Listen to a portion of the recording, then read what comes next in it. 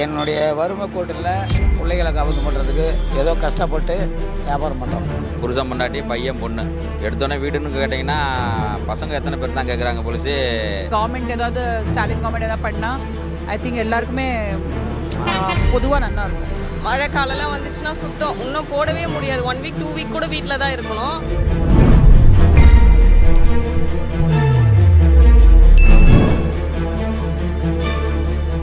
சென்னையில் வந்து cost of living வந்து நாளுக்கு நாள் உயர்ந்துகிட்டே போகுது. ஒவ்வொருத்தருக்கும் ஒவ்வொரு மாதிரி இருக்கும். அந்த மாதிரி உங்களுக்கு வந்துட்டு கட்டுப்படியாத வருமானம்? இல்லை, சென்னையில் கட்டுப்படி ஆகாது. என்னை பொறுத்த வரைக்கும் நாங்கள் இன்கம் வாங்குற இது பொறுத்து கட்டுப்படி ஆகலை. எத்தனை வருஷமாக இங்கே கடை அம்மா போடுறாங்க, ஒரு 10 இயர்ஸ் போடுறாங்க, அதுக்கு மேலேயே. என்னுடைய வறுமை கோட்டில் பிள்ளைகளை கவர்ந்து பண்ணுறதுக்கு ஏதோ கஷ்டப்பட்டு வியாபாரம் பண்ணுறோம். சரிங்களா? பிள்ளைங்க சொன்னதுக்காக நீங்களே பார்க்குறீங்க. கஷ்டப்பட்டு தான் வறுமை கோட்டைங்க பிள்ளைங்களை காப்பீடு பண்ணுறதுக்காக நாங்கள் ஏதோ வியாபாரம் பண்ணுறோம். நான் இப்போ தான் ராயல் என்ஃபீல்டுன்னு ஒரு கம்பெனியில் ஜாயின் பண்ணியிருக்கிறேன். போயிட்டு ஒரு வாரம் ஆச்சு. அவங்க ஃபஸ்ட்டு என்ன சொல்லியிருக்கிறாங்க, 3 வருஷம் ட்ரைனிங் போட்டுருக்கு பாருங்கள். 3 வருஷம் நான் ட்ரைனிங் தான் இப்போ போயிருக்கேன். ரொம்ப ட்ரைனிங் போட்டுருக்குங்க, காமிக்கிறார் வேறு பார்த்துருங்க. ஸோ ட்ரைனிங்க்கு டிஷர்ட்லாம் போட்டு கொடுத்துருக்காங்க. எல்லாம் அவங்களே கொடுத்துருவாங்க. சாப்பாடு வந்து காலைல டிஃபனு, மதியம் லஞ்சு எல்லாம் ப்ரிப்பேர் பண்ணிடுவாங்க. செகண்ட் ஷிஃப்ட் போட்டால் நைட்டும் சாப்பாடு ப்ரிப்பேர், காலைல டீ காஃபி அதுமாதிரி 2 மணிக்கு காலையில் 9 மணிக்கு வந்து கொடுப்பாங்க. வருமானம்னு பார்த்தீங்கன்னா இன்றைக்கி நான் மட்டும் கிடையாது, மொத்தத்துக்கே எல்லா பேருமே வருமானம் வந்து கட்டுப்படி ஆகலை யாருக்குமே. பொதுவாக பார்த்தீங்கன்னா இப்போ ஒரு வீடு இப்போ ஊர்லேருந்து வந்து இங்கே பிழைக்கணும் யாராவது வந்தாங்கன்னா வீட்டு வாடகை குறைஞ்சது மினிமம் வந்து பார்த்திங்கன்னா ஒரு 6 ரூபாய்க்கு மேலே தான் இருக்குது வீட்டு வாடகை. அதுவும் பார்த்திங்கன்னா இப்போ வந்து பார்த்திங்கன்னா புருஷன் பொண்டாட்டி பையன் பொண்ணு எடுத்தோன்னே வீடுன்னு கேட்டிங்கன்னா பசங்க எத்தனை பேர் தான் கேட்குறாங்க போலீஸு. வீட்டு வாடகை அந்த இதெல்லாம் கேட்கல. பசங்க எத்தனை பேர், ஐயோ ஒரு பையன் ஒரு பொண்ணா, ஐயோ வீட்டு தரமாட்டோம். அந்த அளவுக்கு ரொம்ப சென்னையில் வந்து ரொம்ப ஒரு இது இல்லாமல் பண்ணுறாங்க. வீட்டு வாடகையும் சரி, பொதுவாக கரண்ட் பில்லும் சரி, எல்லாமே ஐ திங்க் கண்டிப்பாக வந்து கட்டுப்படி ஆறுதில்லை. பிகாஸ் ஐ திங்க் இன்னும் கொஞ்சம் நிறையா வந்து எம்ப்ளாய்மெண்ட் ஜென்ரேட் ஆகி அவளுக்கு எல்லாருக்குமே ஒரு பெட்டர் சேலரி இன்னும் கிடச்சதுன்னா நல்லாயிருக்கும். And this I am not talking from higher management level, middle management ஆஃபீஸில் வச்சுக்கோங்க, இல்லை ஒரு கரிகாக்காரன் வைக்கிற ஒரு ஃப்ரூட் வாழ யாரை சொன்னால் கூட அவளுக்கு பாவம் எல்லாருக்கும் ஃபைனலி ஒரு லைஃப், அவளுக்கும் அவள் ஃபேமிலிஸ்லாம் இருக்குது.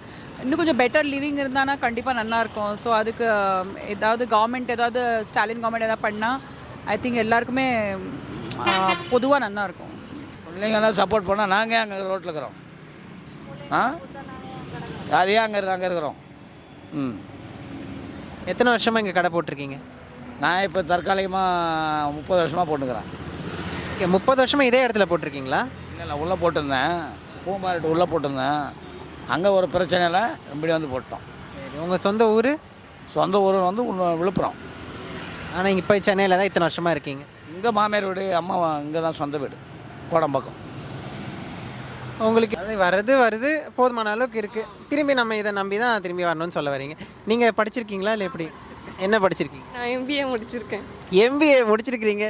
நீங்கள் வந்து ஏன் ஜூஸ் ஷாப் இது அம்மா கடை போடுறாங்க, அம்மாக்காக ஹெல்ப் பண்ணுறீங்க? வந்துட்டு போவேன் நான். சூப்பர் ரொம்ப இது கங்க்ராட்ஸ் பண்ணுறேன். உங்கள் அம்மாக்காக நீங்கள் சப்போர்ட் பண்ணுறீங்க. ஆமாம். இன்னைக்கு எவ்வளோ வருஷமாக நீங்கள்? அம்மா 10 இயர்ஸ் மேலே தான் போடுறாங்க. நான் அம்மாவுக்காக சம்டைம் வருவேன், கூட ஹெல்ப் பண்ணுவேன். ஸோ அந்த மாதிரி. சிங்கிளா? ஒரு பார்த்தா சிங்கிள் மாதிரியே தெரியுது. சரி, ஓகே. கமிட்டட் ஆகிறதுக்கு ஏதாவது பிளான் எதாவது வச்சுருக்கீங்களா? கமிட்டட்லாம் வேணாங்க, நிம்மதியாகவே இருக்க முடியாது. கமிட்டட் ஆச்சுன்னா இதுக்கே போதுன்றீங்களா? இதுக்கே போதும், நமக்கு இது போதும். டெய்லி ஒரு 300 400 500 வரும். அது உங்களுக்கு கட்டுப்படி ஆகுதா இன்னைக்கு? கட்டுப்படி ஆகலை, என்ன பண்ணுறது? பிள்ளைங்களை கவர்ந்து பண்ணணும்ல. பிள்ளைகளை கவர்ந்து பண்ணணும், வீட்டு வாடகை கட்டணும், எல்லாரும் பார்க்கணும். எவ்வளோ தான் சம்பாதிச்சாலும் சென்னை வாழ்வாதாரத்துக்கு இருந்த மாதிரி இப்போலாம் ஒத்து வரல. ஆமாம். இப்போ அது சரியாகணுன்னா வந்துட்டு என்ன பண்ண நினைக்கிறீங்க? சரியானா மினிமம் வந்து ஒரு வீட்டு வாடகை இவ்வளோன்னு ஒரு இப்போ வந்து எல்லாமே கவர்மெண்ட் எடுத்து பண்ணுற மாதிரி இது ஒரு எடுத்து பண்ணால் கூட நல்லா தான் இருக்கும்.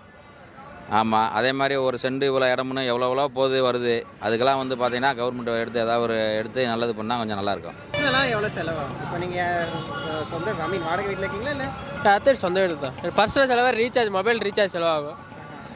மற்றது வேறு எதுக்கு அதிகமாக நான் யூஸ் பண்ண மாட்டேன். ரீசார்ஜ் தான் செலவு பண்ணுவேன். ட்ரெஸ்ஸுக்குன்னு எவ்வளோ செலவு? ட்ரெஸ்ஸுக்குன்னா நான் 2000 ஆகும். ஓகே. உங்களுக்கு மினிமம் ஒரு மாதத்துக்கு வந்து இன்னும் ஒரு 4000 5,000 ஆகும். 5000. அதுக்கு மேலே உங்களுக்கு பெரிய செலவு இல்லை. அதுக்குமே பெரிய செலவில் இது இல்லை. பிள்ளைங்கெல்லாம் சப்போர்ட் பண்ணால் நாங்கள் அங்கே ரோட்டில் இருக்கிறோம். அதே அங்கே இருக்கிறோம். எத்தனை வருஷமாக இங்கே கடை போட்டிருக்கீங்க? நான் இப்போ தற்காலிகமாக 30 வருஷமாக போட்டுக்கிறேன். ஓகே, 30 வருஷமாக இதே இடத்துல போட்டிருக்கீங்களா?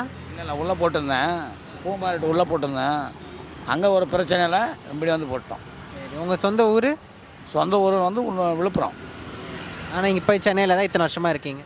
இங்கே மாமியார் வீடு, அம்மா இங்கே தான் சொந்த வீடு, கோடம்பாக்கம். உங்களுக்கு எக்ஸ்பென்சஸ் இல்லை, கரெக்டாக இல்லை டு பி ஆனஸ்ட். ஏன்னா வந்து ரொம்ப பார்த்து தான் செலவழிக்க வேண்டியிருக்கு. And I am also coming from a middle class family. So and I am from Bombay. நான் after marriage I am here. But then I think that எல்லாமே காஸ்ட்லியாக இருக்குது. ரைட் ஃப்ரம் வந்து வெஜிடபிள்ஸ், டிரான்ஸ்போர்ட் வச்சுக்கோங்க, ஒரு ஆட்டோ வச்சுக்கோங்க. பொதுவாக சொன்னால் generally everything is costly தான். ஸோ இங்கே வந்து ஒரு செட்டில் ஆனேன்னா வந்து கண்டிப்பாக நான் 2 தடவை யோசிப்பேன். பசங்க எல்லாம் ஸ்கூல் படிக்கலை, எல்லாம் இது பில்டிங் வேலை, கட்டட தொழிலாளர், கட்டுற வேலைக்கு போகிறோம். அவங்களுக்கும் போதுமான அளவுக்கு வருமானம் வரதில்லை. அது ஒரு நாளைக்கு வேலை கிடைக்கும், ஒரு வாரம் வேலை கிடைக்காது. இந்த கஷ்டத்தினால ஏதோ போகிறோம் பசங்க. அப்படி கொஞ்சம் அதிகமாக இருக்கும் வருமானம் சேவிங்ஸ்ன்னு சொல்கிறத விட இப்போலாம் செலவு தான் அதிகம். ஏன்னா இப்போ எப்படி சொல்லத்துனா, எதெல்லாம் டிக்ரீஸ் பண்ணணுமோ அதை டிக்ரீஸ் பண்ணல, எதை இன்க்ரீஸ் பண்ணணுமோ அதை இன்க்ரீஸ் பண்ணுறாங்க. என்ன பண்ணுறது? ஸோ அதனால் எது தேவை, நம்ம குடும்ப நடத்துக்கான தேவையானது எல்லாமே இன்க்ரீஸில் தான் இருக்குது நாட்டில். ஸோ நம்ம அதை என்ன பண்ணுறது? அதனால் ஏதோ தேவைக்கானதை வந்து அப்படியே நம்ம ஃபேமிலி ரன் பண்ணுற அளவுக்கு போயிட்டுருக்கு எல்லாம். அவ்வளோதான். வந்து ஃபஸ்ட்டு எனக்கு சேலரி சொல்லியிருக்காங்கன்னா 18,300 சொல்லியிருக்கிறாங்க. அடுத்து வந்து 19,300, அப்புறம் 22,300 சொல்லியிருக்கிறாங்க. ஸோ நீங்கள் பாம்பேலேருந்து இங்கே வந்திருக்கீங்கன்றப்போ டெஃபினெட்லி உங்களுக்கு கம்பேரிசன் தெரியும். அங்கே காஸ்ட்லியாக இங்கே காஸ்ட்லியாக, அது லைக் அந்த டிஃப்ரென்ஸ் காஸ்ட்லியாக தோன்றுறது எனக்கு. ஸ்டாண்டர்ட் ஆஃப் லிவிங் வந்து இன்னும் கொஞ்சம் பெட்டராக டெஃபினட்டாக இருக்கலாம். சென்னை தான் எனக்கு காஸ்ட்லியாக ஃபீல் பண்ணுறேன்.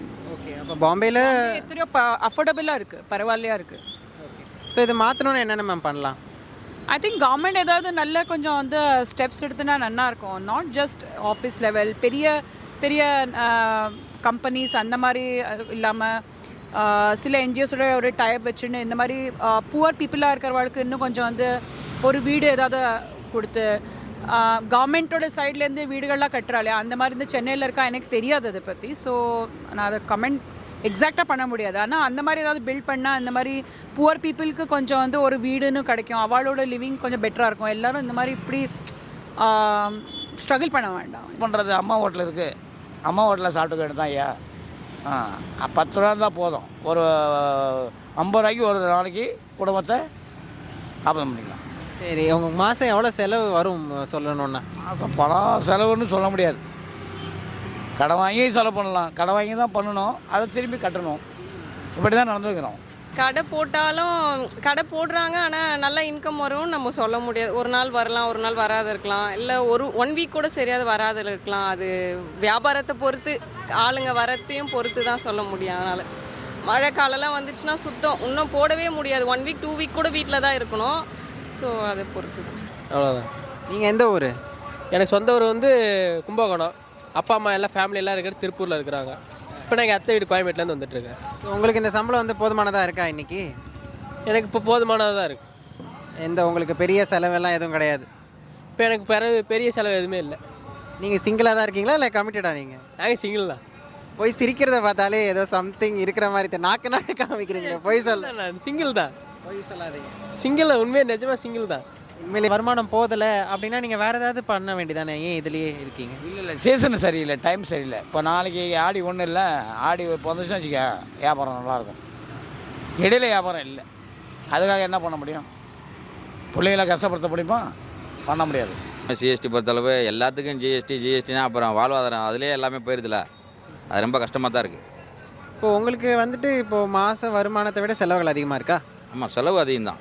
இப்போ பார்த்தீங்கன்னா இந்த மாதம் பார்த்தீங்கன்னா ஸ்கூல் ஃபீஸு 60,000 65,000 ஆயிடுச்சு பொதுவாகவே என்னுடைய கணிப்பு. ஆனால் என் கூட இப்போ என் ஃப்ரெண்ட்ஸ் எல்லா பேரும் பார்த்தீங்கன்னா இந்த மாதம் மட்டும் பார்த்தீங்கன்னா 65,000. ஒரு ஸ்கூலில் 2 பசங்க எனக்கு 65,000 கட்டியிருக்கேன். இப்போ வீட்டு வாடகை இருக்குது, கரண்ட் பில் இருக்குது, தண்ணி காசு இருக்குது. அப்புறம் நம்ம ஏதாவது ஒரு இடத்துல ஃபைனான்ஸு ஏதாவது ஒரு இடத்துல ஏதாவது ஒன்று வாங்கியிருந்தோம்னா சென்னையில் வாழ்வாதாரம் வந்து ரொம்ப கஷ்டம்தான். எக்ஸ்பென்சஸ் வந்து ஜாஸ்தியாக இருக்குதுன்னு சொல்ல மாட்டேன், பட் வந்து நம்ம இப்போ கூட நாங்கள் வந்து மேனேஜ் பண்ணி அட்ஜஸ்ட் பண்ணி தான் வந்து இது பண்ணுறோம். விச் மீன்ஸ் தட் எல்லாமே வந்து ஓரளவுக்கு வந்து ஜாஸ்தியாக தான் இருக்குது. ஓவரால் எக்ஸ்பென்ஸ்னு ஒரு மாத கணக்குன்னு வைக்கும்போது கொஞ்சம் பார்த்து பார்த்து தான் வந்து பண்ண வேண்டியிருக்கு. அப்போ தான் அது பத்துறது, இல்லைன்னா பத்த மாட்டேங்குது. இல்லைன்னா பத்தாது. So I just request Stalin government to do better for the poor first. ஏன்னா நம்மளாவது எப்படியாவது மேனேஜ் பண்ணுறோம், ஆனால் நிறைய பேருக்கு வந்து நிறைய இது அஃபோர்ட் பண்ண முடியல. 2 வேளை சாப்பாடு கூட ரொம்ப கஷ்டப்பட்டு இது பண்ணுறா. ஸோ அதுக்கு என்ன பெட்டராக பண்ண முடியும்? பைசா இல்லாதவர்களுக்கு எல்லாருமே எஜுகேட்டடாக இல்லை. ஸோ யார் எஜுகேட்டடாக இல்லை, எஸ்பெஷலி புவர் பீப்புளுக்கு வந்து ஸ்டாலின் கவர்மெண்ட் எதாவது பண்ணால் ரொம்பவே நல்லாயிருக்கும். அண்ட் வந்து ஐ திங்க் ட்ரைனேஜ் பெரிய ஒரு இஷ்யூ இங்கே. ஸோ கொஞ்சோண்டு மழை வந்தாலே வந்து ரொம்ப நிறையா தண்ணி கொட்டி அப்புறம் எல்லோரும் ரொம்ப கியாஸ் ஆகிடுறது, கஷ்டமாக இருக்குது. டெய்லி லைஃபே ரொம்ப ஸ்பாயில் ஆகிடுறது. ஸோ அதில் ஏதாவது இம்ப்ரூவ்மெண்ட் கொண்டு வந்தால் வந்து சூப்பராக இருக்கும்.